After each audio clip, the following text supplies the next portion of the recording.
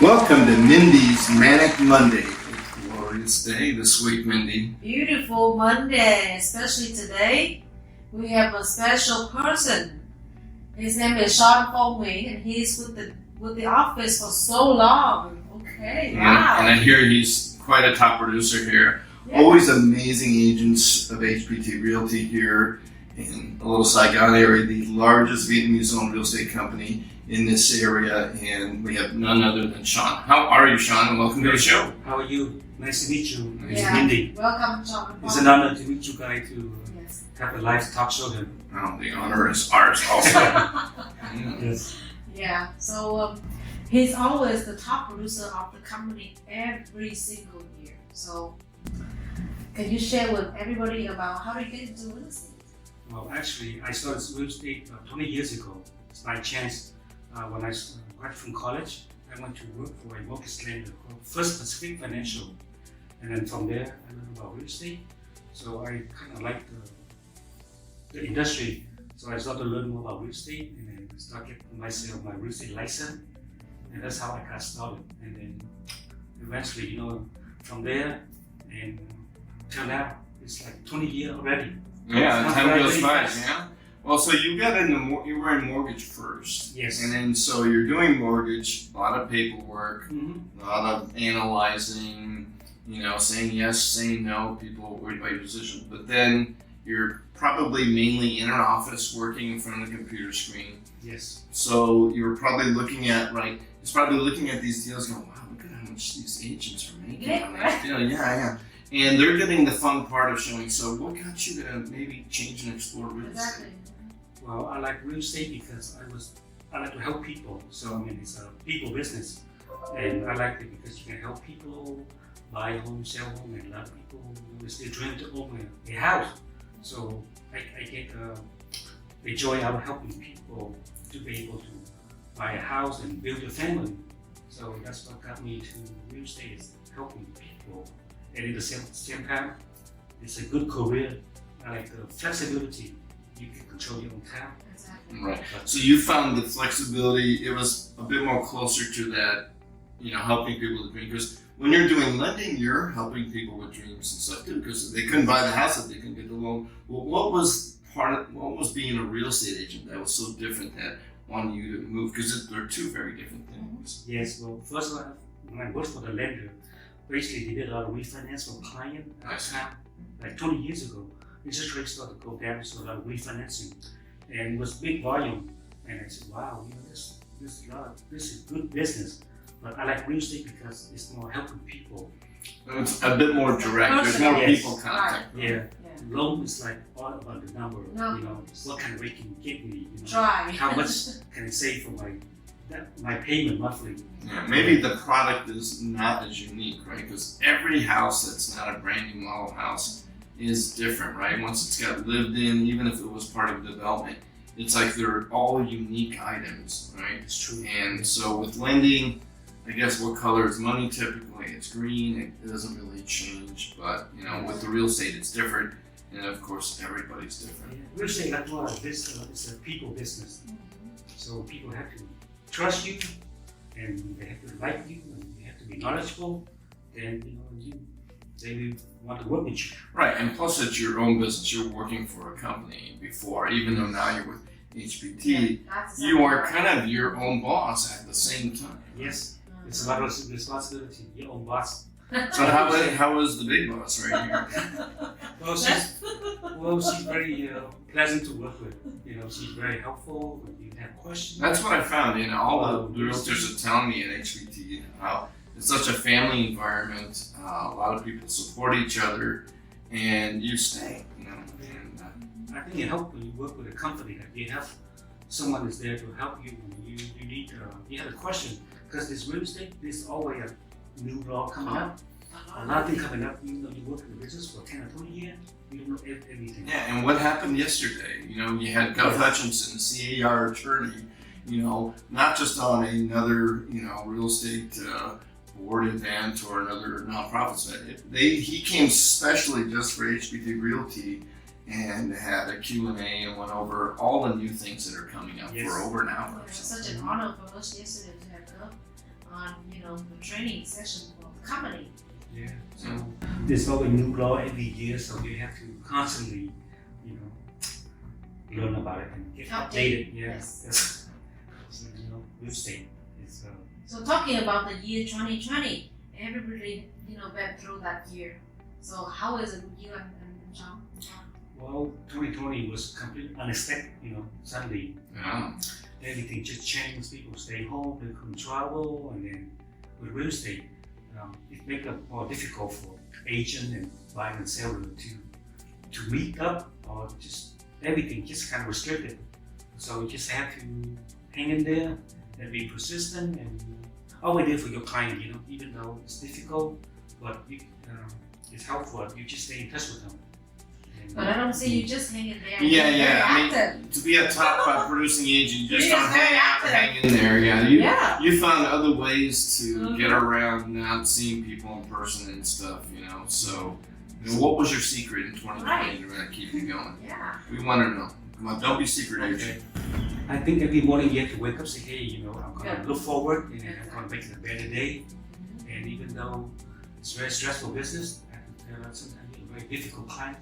They could call you 10 times a day, very demanding. Yeah, where's my offer? Did it get accepted? Where's my loan? I mean, When is it gonna go? you've got 30 or more offers in a single property sometimes, and not all the time do we fortunately get to be representing the listing. We're representing the buyer on one of 30 offers, and look, how many offers will get accepted?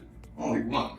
You might be one of the 29, so Yes. you have to deal with that, set expectations that are realistic. Yeah, that's why when they have a lot of buyers, especially it's the seller market, you have to tell them the realistic expectation because the market moving so fast. They could see a house for 700, and someone would offer up to 50,000 over, maybe 100,000, and they go, that's insane. But Yeah, because there are houses, some parts of the United States that are only selling for 100,000, and here we are overbidding on properties Yes. for 100,000. it's kind of funny, but So you've been in the business for 20 years or so. You've seen an economic cycle or two. Right. So what would you tell some of these agents that have only been in the business for the last couple of years? They've only seen this going up, and you've seen them go down really hard, take a while to come back up and stuff. I think everything's go up in a straight line.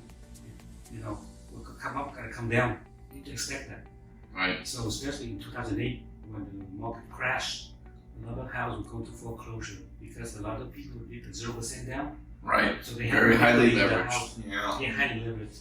So a lot of foreclosure. But as a real estate agent, when the market changes, you have to learn go with the market because it's always business. If the market go down and a lot of foreclosure, you can work with foreclosure. You can be a specialist. Right. So you just have to constantly learn the business. You have to be a professional, right? It doesn't matter. Your job is to either help them find a home or sell their home. That's all Not necessarily to make sure they make money on a house or something, right? It's like whatever the market is going, you're there to help out in a professional manner. Especially if you go to foreclosure, you can save your client credit if you do a short sale Yeah. instead of letting the bank foreclose the home.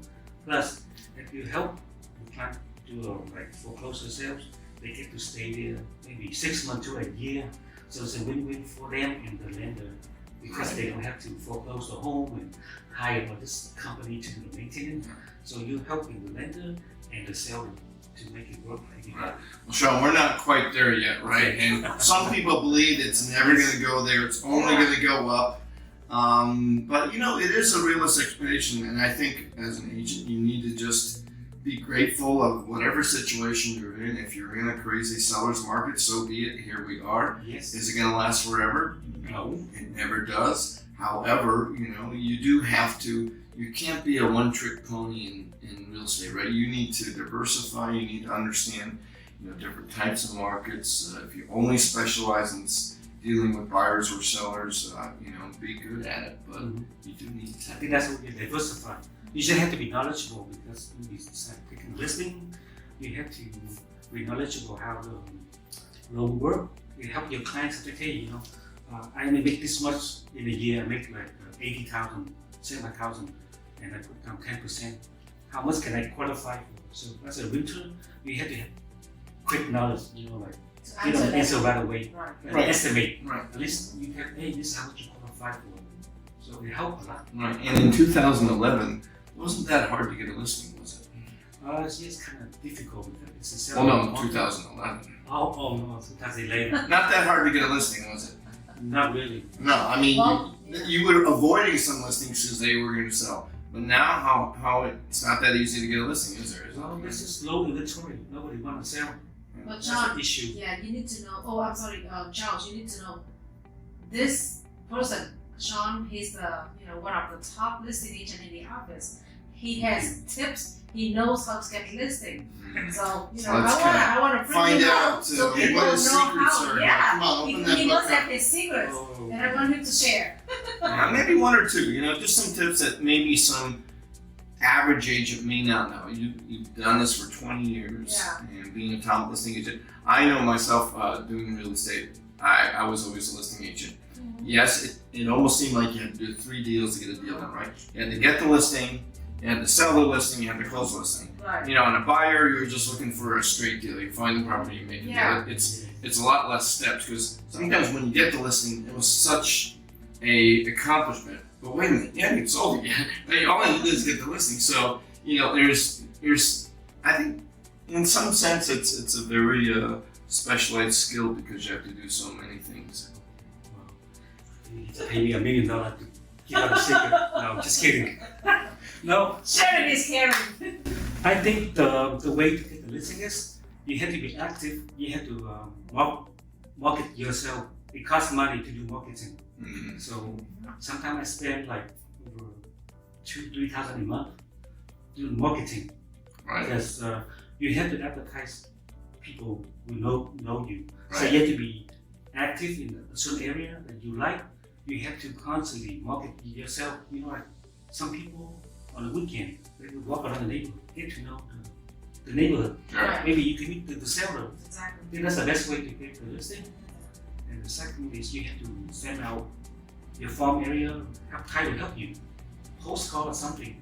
Or when you sell a house, make sure everyone knows that you just sold a house. So say, hey, this guy, he sells houses in this area. I want to help me list the house. Right. So you have to get yourself in front of the seller. So the key point is marketing. That's good. You Marketing. have to Yeah. do marketing because if you don't, people wouldn't know you. And consistently, right? Yes. Yeah. And what do you say to someone that's like, I'm not really crazy about door knocking, I'm a little afraid of rejection, I don't have a whole lot of money, I'm just starting out, I can't afford to spend $2,000-3,000 a month on ads and things. What's something I could do today that'll help me get in I front think of the more best way sellers? is you just create some postcard and send to them. You see a lot of big companies like Keller Williams, Mm.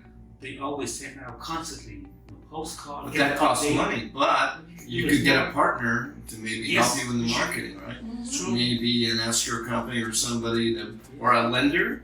Those are good to partner up with, right? You can get another agent in the office to co-partner. There with you go. Share the cost. Yeah. See, no more secret agent share.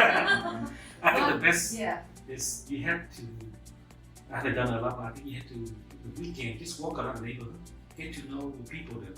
Especially start out with where you live. Mhm. Say, hey, I live in this Yeah. area, I'm a real estate agent. Right. Get to know your neighbor. Local expert. You will right? know, right? Yes, the expert. You're an expert. Let me ask you, you've been in business for 20 I years. think that's the best way. Right. You've been in business for 20 years. Do the clients choose you or do you choose the client? I think the client choose you. Because, well, depend. Let's say you start off on a clean slate and you're wanting to get into business, and do you just sit and you just take what comes at you, low hanging fruit, as they say, or do you tell yourself, and maybe this is how you became successful at what you do, I'm going to work in this kind of market at this price range and this type of buyer or seller, instead of just getting and working on stuff. Let's say I get a deal. A seller, listing a lead in Rancho Cucamonga, way out of my area. Mhm. Then I got a buyer in Hollywood, because I'm just going after anything that comes at me. No, that's you're gonna think it's a burnout. Right, because a lot of people, that's the way they start. They're looking at working on anything. They've got the realtors buying, they've gone all over the place. Maybe in the first few deals, you just got to get something done. But once you get going, I would say, and correct me if I'm wrong, the secret to especially the listing agent that is very successful, I mean, they do tend to kind of focus on an area, right? Yes, I think because you cannot, you have certain amount of time each day, so you can focus what you do best. Like I can get listing and I market a lot, but as for buying and selling, you can only choose who you want to work because you work with buying and selling, you don't have enough time to do a good job to help them. It's a lot of time consuming. And you got to be a little picky, right? If someone comes to you and says, looking to buy a house in Huntington Beach for $600,000 and they want 3,000 square feet. I mean, that's impossible, right? You got to figure out, well, are you going to want to work with that person? As a professional agent, you should know your market. Say, hey, this is the price range in HP, and then you have to let them know too, because sometimes they don't know the market. So this is the price range. What you're looking for is, maybe Westminster or something, but Huntington Beach, we don't have that kind of price. Right. So you have to give them a real expectation, because if you don't, and then you just blindly working with them, nothing. It's not going to work out. Right. And then you're going to get discouraged. Mindy, I think Sean has other hidden talents that we may not know Of about course. besides real estate, Yes. right? No, besides just doing marketing, Sean's gotta have some communication skill. Because, if you do marketing, customer call you when you come out, you don't know how to talk, you don't know how to communicate the right thing to the seller. Then, you might be one of the interviewer that they're gonna drop, after the interview 1, 2, 3 agents, right? So the secret of communications with the client is also the key to it. Yes, you have it correct. Yeah. It's very true. Mhm. I think the first impression when you meet the seller, they trust you. They say, is this agent, is he knowledgeable about the area? Does he have integrity? But the trust, when they talk to you, the first few minutes, they can feel you the agent that they want to work with. All right. Because a lot of sellers, they will call at least 3 real estate agent, and they would want to interview you, Right. and then they want to know who could help them. So you have competition. So I think you have to be professionally and present yourself in a professional manner first, and know the area, and then the trust, listen to them. Right. You That's hard. serve them because they're your client. You have to help them. You serve their need, not you. So Right. you listen to them, and then they feel comfortable. You, I think that's the tone, and they will give you the business. Like for example, I have a lot of listing from different clients from different race. They have American, Hispanic. I Yeah. have Middle Eastern people too. And they have a lot of different maybe things that they would prefer, maybe even, I know in Japan there's a lot of superstitions and things, and now numerology, feng shui, all kinds of different things that you need. And the more that you understand different cultures and stuff and what they like or what their preferences are, They etc. drop a lot of lights. I want Chinese. They want a number 9 or number 8. Right, because of numerology. It's not even just Chinese, that relates to Yeah. people in Japan, people all around Asia. They don't like the number 4. It's something universal. See that how with number 6, I say, don't worry, I'll turn it to number 9. There you go. Flip that around. I joke with that. I say, don't worry about the number, Absolutely. Wow. All right, so here's a question to try to see if we get another secret out of it. I'm happy to see that. All right, so, you go on the listing appointment. Yes. How long until you talk about price? Oh, pricing? Well, I think a lot of, you have to do like the CMA report. You make sure you know the comparable. So a lot of sellers, they have a unrealistic price. Let's say the house we move from 900, they want to sell for a million.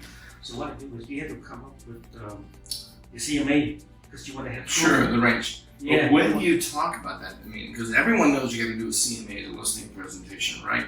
But maybe some agents focus on the price too much. Maybe they bring it up too early in the conversation without getting to know you and trust you. Because if you start throwing out numbers, right, in a listing presentation before they can trust you, you're just throwing out numbers and they don't believe you. Sometimes you come in and you're trying to get a listing and you're trying to, that if you list it too high, it's going to sit, it might expire, you might lose to another agent. You don't want to set it too high, but then you also don't want to not get the listing, right? Because if you let's say present a price that is realistic, but you don't get the listing, what's the point? You're not out there giving free advice. You need to get the listing and try to help them sell the house for the most amount. So, is there any techniques that you could share on that? Come on, Sean. We want to hear some good nuts and bolts here.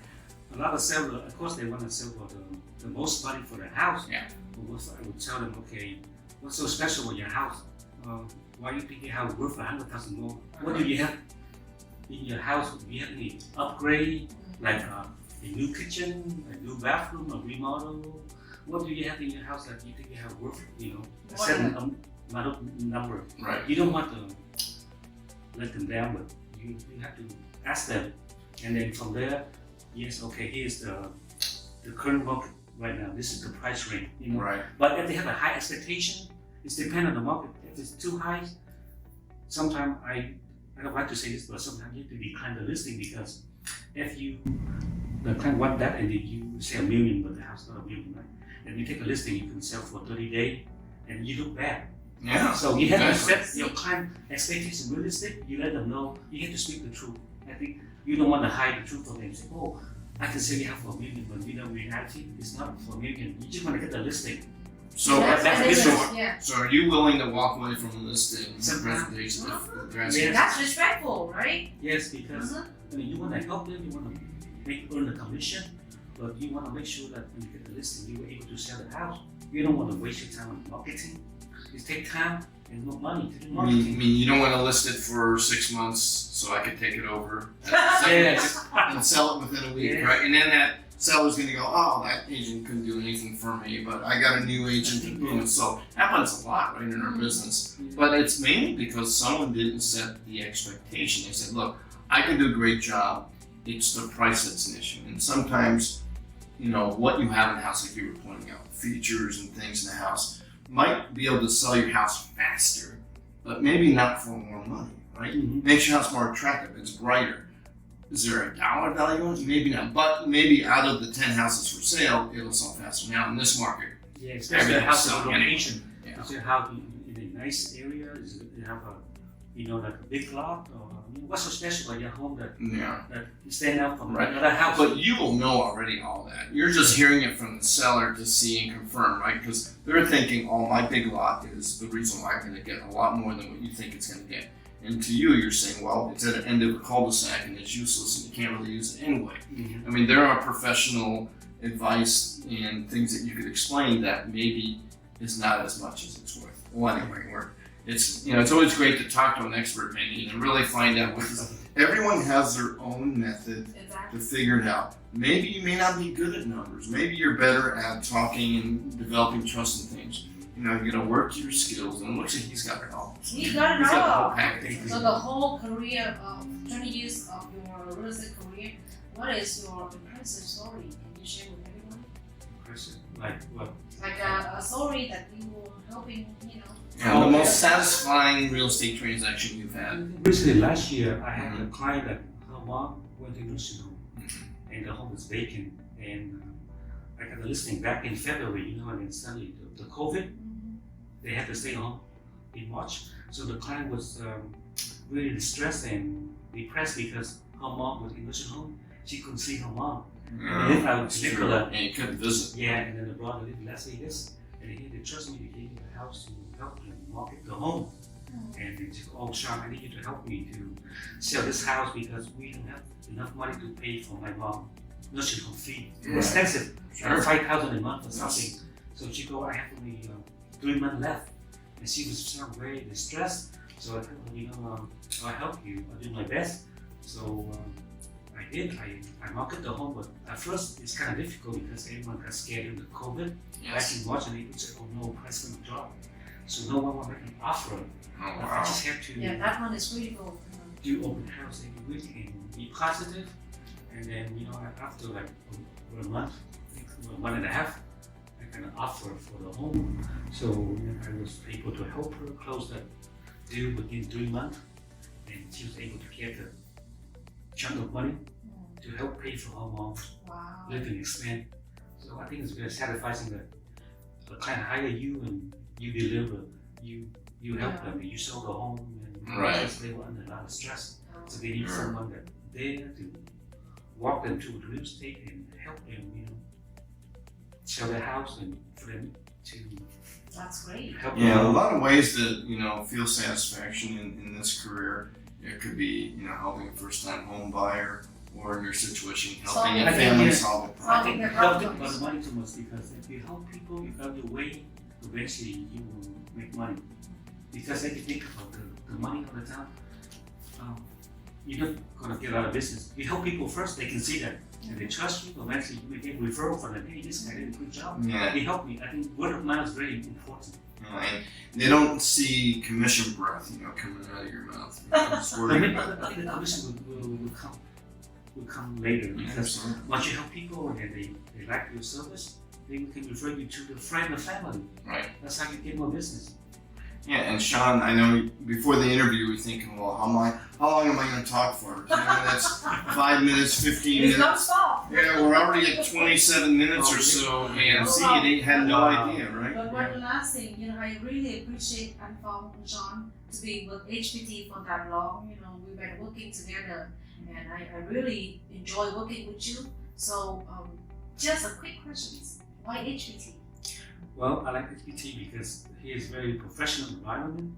All the co-worker here is very helpful, and especially Mindy. It's always there for the agent, and that's what you want to look for when you work for a company.